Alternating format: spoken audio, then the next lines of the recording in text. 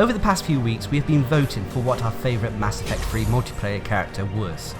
Now that the votes have been counted, I can reveal the top 10 multiplayer characters as voted by us as a community as we count down to Mass Effect Andromeda's release. So let's look at the character who made the number 3 slot, the N7 Destroyer Soldier. Introduced in the Earth DLC pack along with the other N7 characters, the N7 Destroyer was a very powerful class. This is thanks to the T5V battlesuit. This enhanced most of his abilities, and despite being a human, he had very high shields along with his average health. Thanks to his suit, he was able to take advantage of some very unique abilities, the first being Devastator mode.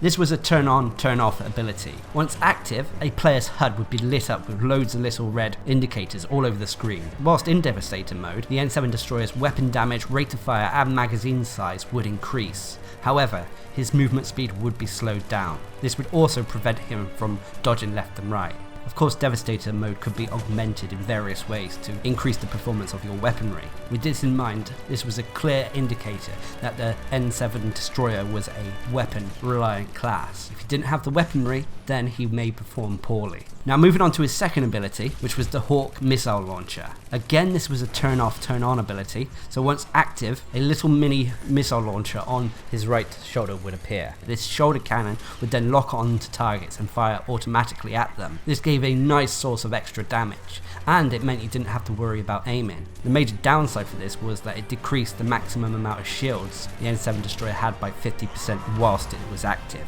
So you could turn it on and off in dodgy situations when dealing damage wasn't your first concern.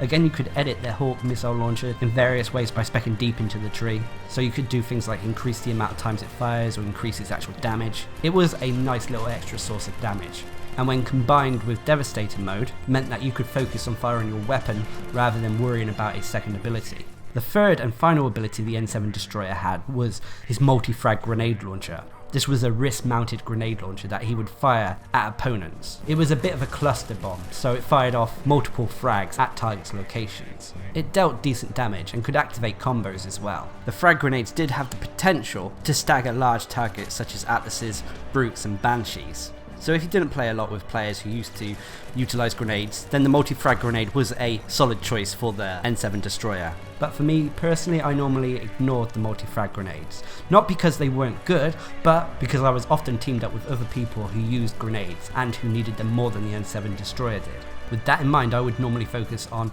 dealing as much damage as I could with my weaponry and the Hawk Missile Launcher. So that meant that I would normally max out the two passives as well, increasing my weapon damage to maximum, as well as maxing out my health and shields. As for the other mechanics that came with the N7 Destroyer, he did have access to a dodge, but only whilst Devastator mode was inactive. When it was active, he couldn't dodge at all, but he was still able to take cover when needed, even with Devastator mode on. His melee attacks, his light melee was a small slash in front of him with his Omni Blade, whilst his heavy melee was a ground stomp on the ground, in a 360 radius around him. This could send weaker enemies flying. As for weaponry, this guy really does rely on having a good weapon to be at its best. If you're able to get a weapon with a high rate of fire, such as the N7 Typhoon, you can really rip opponents apart. Of course, sometimes taking a stability mod would help in this case, but failing the Typhoon, a Revenant could do well, or in retrospect, any assault rifle. The N7 Destroyer had one unique aspect, and that was most of his abilities didn't actually have much of a cooldown. He didn't really have to rely on having a light loadout. This was because most of his abilities were turn on, turn off abilities, or they were grenades. With that in mind, you could weigh yourself down to the maximum with the heaviest of weapons on this guy, and it wouldn't matter too much at all. This came as a great advantage for him when it came to picking weaponry. Of course, taking some sort of consumable ammo type would help with the N7 Destroyer. I personally went for armor piercing rounds for a flat out damage increase, although taking some sort of elemental rounds would help give the N7 Destroyer an opportunity to set up tech combos.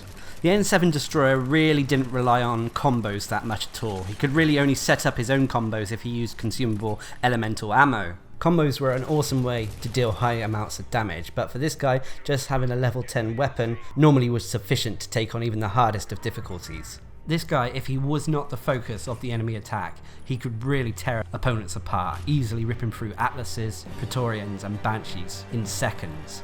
he really was a solid choice for the harder difficulties in the game. And again, I can see why he's on this list. He is definitely one of my choices for taking on the harder difficulties. Anyway, as always, a disclaimer, this list is a list comprised by us as a community of our favourite Mass Effect 3 multiplayer characters, not necessarily the best ones at taking on the harder difficulties in the game. Also, don't forget to check back for the number 2 slot. And until next time, I've been Darcblade, bringing you the top 10 Mass Effect 3 multiplayer characters.